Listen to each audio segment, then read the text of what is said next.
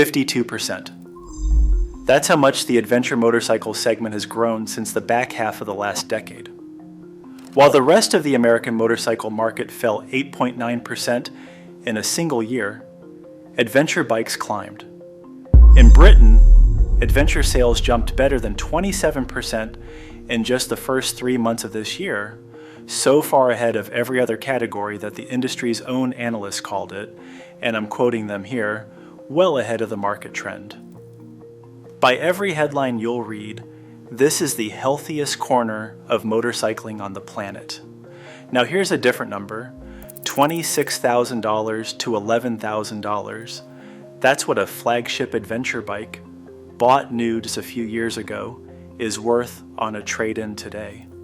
More than half the value, gone. Knobby tires that never touched dirt, panniers that never carried a thing, and the owner walking away from it because he couldn't afford to keep feeding it. 2 numbers, one says boom, one says collapse. And both of them are true at the exact same time. I personally think that contradiction is the most important thing happening in motorcycling right now, and almost nobody is willing to explain it to you. So today, that's exactly what we're going to do. Welcome back to the channel. If you've ridden long enough to remember when an adventure bike was just a dual sport with a bigger tank, this one is going to hit home. Stick with me, because by the end you're going to understand the crash of 2026 that the sales charts are hiding, and why the people getting hurt aren't the manufacturers. It's the riders. It's people like us. So how can both numbers be true? How can I show you 52% growth and then tell you there's a crash? Because, and I want you to really hear this, a sales chart only counts the bikes leaving the showroom.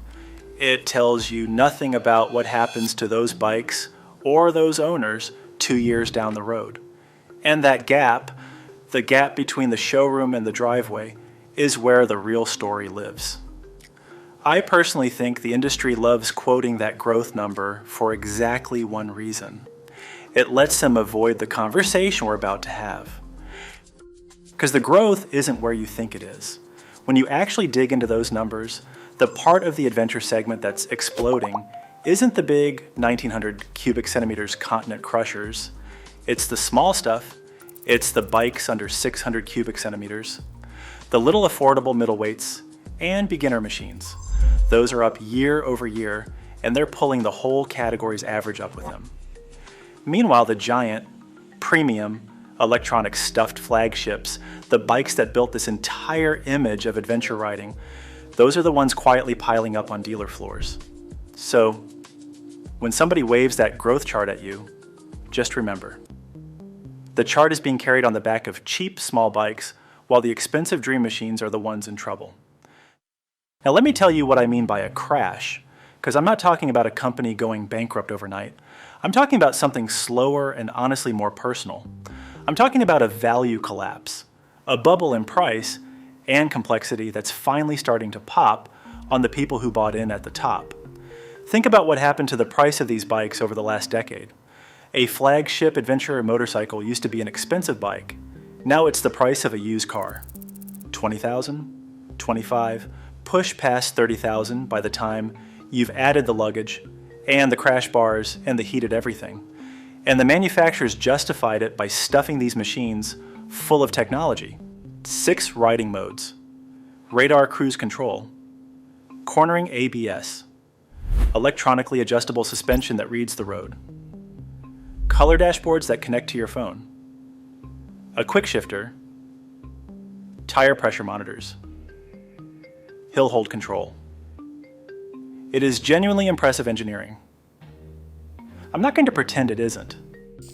But here's what nobody tells you when you sign the paperwork. Every single one of those systems is a thing that can break. And when it breaks, you are not fixing it in your garage with a socket set and a Saturday afternoon. You are taking it to the dealer. You are plugging it into a diagnostic computer, and you are paying. The adventure motorcycle was sold to us on a fantasy of freedom and self-reliance, of riding to the ends of the earth, carrying your own toolkit. And we ended up with machines so complicated that most owners are terrified to be more than 50 miles from a certified service center.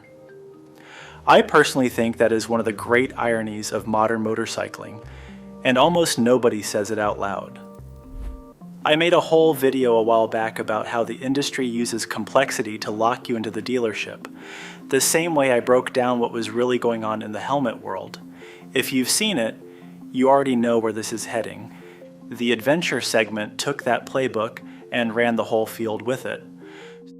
So picture the rider who bought one of these flagships brand new. He kept it 3 or 4 years, loved it. Then the warranty ran out. And somewhere around that same time, a sensor goes or the electronic suspension throws a fault, or the dash starts glitching and he gets a quote. And the quote is a number that makes him sick because it's a meaningful chunk of what the whole bike is now worth. So he does the math and he decides to sell. And that's when he discovers the second half of the trap. He goes to trade it in and the dealer offers him a fraction of what he paid because the dealer already has a row of these things out back that won't move. Because the next guy shopping doesn't want a 4-year-old electronic flagship with an expired warranty and a reputation for expensive faults. The next guy wants something new or something cheap. And just like that, our rider is staring at that second number from the top of this video, 26 down to 11. The crash isn't on the news. It's in his wallet. It happened to one person at a time, quietly, which is exactly why you didn't hear about it. Now let me bring in the other half of this, because while riders are getting squeezed on value, something is happening at the manufacturer level that proves this isn't just me being cynical. There is a genuine shakeout going on among the brands themselves. Look at KTM. For years, KTM was the loud, orange, aggressive heartbeat of adventure riding. They built their whole identity on it. And in the last year, their sales in America fell by roughly a quarter. 25% gone. And behind the scenes, the parent company has been through serious, well-documented financial turmoil. This is not some tiny boutique brand. This is one of the pillars of the entire adventure world, and it's been fighting for its life. When a pillar wobbles like that, you feel it across the whole room. And then look at who's walking in the door while the legacy brands are stumbling. The Chinese manufacturers, brands that a few years ago, most of us in the West had never heard of. They've come straight into the adventure segment, and they're not bringing junk anymore. They're bringing genuinely capable bikes with real components, real looks, and a price tag that undercuts the establishment by thousands. One of those brands grew its American sales by more than 150% in a single year. Let that land for a second. While KTM fell by a quarter, a Chinese challenger more than doubled. That is not a healthy, stable market. That is a market in the middle of being turned upside down. That is what a shakeout looks like while it's actually happening. So let me put the whole picture together for you, because this is the part the sales charts will never show. You've got flagship bikes that got too expensive and too complicated. You've got owners hitting the end of their warranties and finding repair bills that don't make sense. You've got resale values falling through the floor on the premium machines. You've got a legacy giant like KTM in real trouble. And you've got a wave of cheap, competent newcomers flooding in from the east and stealing the value argument right out from under everyone. Every one of those things is true at the same time. And every one of them is happening underneath a headline that just says, adventure sales are up. That's the crash of 2026. It's not a single dramatic day.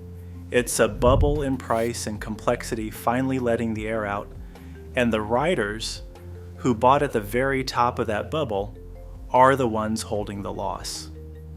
I personally think we're going to look back on this period as the moment the adventure dream got too heavy for its own good and started to sink under its own weight. So what do you actually do about it if you're a rider sitting at home wondering whether to jump in. I'll tell you what I'd do, and it's the same thing I'd tell my own brother. First, stop chasing the flagship. The thing the whole market is finally figuring out is the thing plenty of us old-timers knew all along. A simpler, lighter, smaller adventure bike will take you everywhere the $30,000 electronic monster will, and it'll do it without bankrupting you when something goes wrong. The growth in this segment is in the small bikes for a reason. The riders voting with their wallets are voting for sanity. Second, if you're buying used, buy the value collapse, don't be the value collapse. Let the first owner eat that 26 to 11 hit, and you walk in and buy the bike for what it's actually worth now. But, and this matters, go in with your eyes open about those out-of-warranty electronics. Get it inspected. Know what a repair on that specific model actually costs before you ever sign anything. Not after. And third, just be honest with yourself about how you really ride. Most adventure bikes never see dirt. The data on that is brutal, and it's been true for years. If you're a road rider who likes the upright seating and the big tank, there is a whole world of simpler bikes that will serve you better and hold their value longer than the heavily kitted flagship ever will.